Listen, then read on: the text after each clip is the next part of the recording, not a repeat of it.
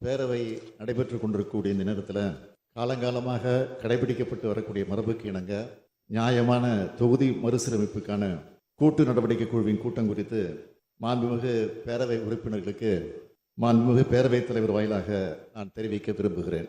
2026ஆம் ஆண்டில் மக்கள் தொகை கணக்கெடுப்பின் அடிப்படையில் மேற்கொள்ளப்படவிருக்கக்கூடிய தொகுதி மறுசீரமைப்பு நடவடிக்கை தமிழ்நாட்டின் ஜனநாயக உரிமை, அரசியல் பிரதிநிதித்துவ உரிமை ஆகியவை பாதிக்கப்படும் அபாயத்தையும் மக்கள் நல்வாழ்வு திட்டங்களை சிறப்பாக நடைமுறைப்படுத்தியதற்காக தமிழ்நாடு போன்ற மாநிலங்கள் தண்டிக்கப்படக்கூடாது என்பதையும் சுட்டிக்காட்டி முன்கூட்டியே எச்சரிக்கை மணி அடித்து இந்தியாவிலேயே முதலாக நம்முடைய தமிழ்நாடு சட்டமன்றத்தில் 14/2/2024 அன்று ஒருமனதாக தீர்மானத்தை நிறைவேற்றியிருக்கிறோம். அடுத்த கட்டமாக தமிழ்நாட்டில் இருக்கக்கூடிய அனைத்து கட்சிகளின் தலைவர்கள் கூட்டத்தை கடந்த 5/3/2025 அன்று கூட்டி இந்திய நாட்டின் கூட்டாட்சி அமைப்பிற்கும் தமிழ்நாடு மற்றும் தென்னிந்திய மாநிலங்களின் அரசியல் பிரதிநிதித்துவ உரிமைக்கும் மிக பெரும் அச்சுறுத்தல் ஏற்படுத்தக்கூடிய மக்கள் தொகை அடிப்படையிலான நாடாளுமன்ற தொகுதி மறுசீரமைப்பை கடுமையாக எதிர்த்தும் தற்போது இருக்கும் தொகுதி வரையறை 2026 மேலும் 30 ஆண்டுகளுக்கு நீடிக்கப்படும் வேண்டும் என்றும் பிரதமர் அவர்கள் நாடாளுமன்றத்தில் உறுதியளிக்கணும்.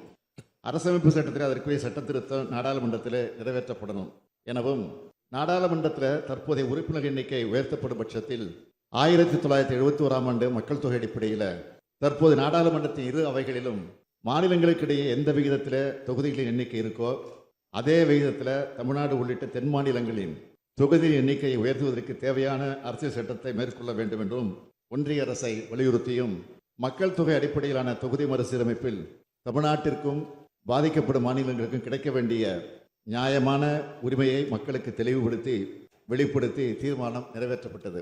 நமது நியாயமான கோரிக்கைகளையும் அவை சார்ந்த போராட்டத்தை முன்னெடுத்து செல்லவும் ஒன்றிய அரசுக்கு மாநிலங்களுக்கு ஏற்படும் பாதிப்பு பற்றி விழிப்புணர்வு ஏற்படுத்திடவும் கூட்டு நடவடிக்கை குழு ஏற்படுத்தவும் தீர்மானம் நிறைவேற்றப்பட்டு அதற்கான முன்னெடுப்பில் மிக தீவிரமாக செயல்பட்டு 22/3/2025 அன்று அந்த கூட்டுக்குழுவின் முதல் கூட்டம் சென்னையில் நடைபெற்றது.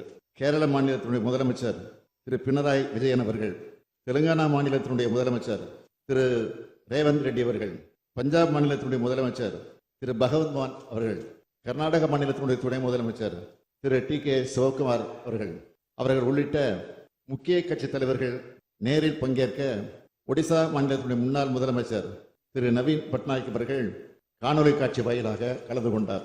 விரிவான ஆலோசனைக்கு பிறகு நாடாளுமன்ற தொகுதி மறுசீரமைப்பு மாநிலங்களுடன் கலந்து ஆலோசித்து வெளிப்படைத்தன்மையோடு நடைபெற வேண்டும். 1971ஆம் ஆண்டு மக்கள் தொகை கணக்கெடுப்பின்படி செய்யப்பட்ட தொகுதி மறுசீரமைப்பு மேலும் 25 ஆண்டுகளுக்கு நீட்டிக்கப்பட வேண்டும். மக்கள் தொகை கட்டுப்பாட்டு திட்டத்தை வெற்றிகரமாக செயல்படுத்திய மாநிலங்கள் தண்டிக்கப்படக்கூடாது. உரிய அரசியல் சட்ட திருத்தங்களை மேற்கொள்ள வேண்டும். கூட்டு நடவடிக்கை குழு கூட்டத்தில் பங்கேற்ற கட்சிகளின் மாநிலங்களில் இது குறித்த தீர்மானத்தை சட்டமன்றங்களில் நிறைவேற்ற வேண்டும்.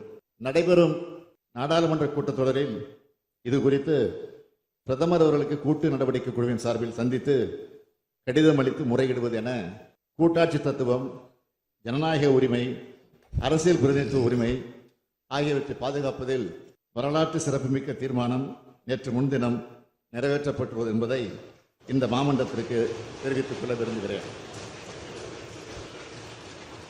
தமிழ்நாடு முன்னெடுத்து செல்கின்ற தொகுதி மறுசீரமைப்பு குறித்த விழிப்புணர்வு தேசிய அளவில் தாக்கத்தை ஏற்படுத்தி இருக்கிறது. அதற்காக இந்த முன்னெடுப்பிற்கு துணை நின்ற தமிழ்நாட்டில் இருக்கக்கூடிய பிரதான எதிர்க்கட்சி அதிமுக உள்ளிட்ட அனைத்து கட்சிகளுக்கும், கூட்டு நடவடிக்கை குழுவில் பங்கேற்ற அனைத்து கட்சிகளுக்கும் தமிழ்நாடு மக்களின் சார்பில் இப்பேரவையின் வாயிலாக என்னுடைய இதயபூர்வமான நன்றியை தெரிவித்துக் கொள்கிறேன்.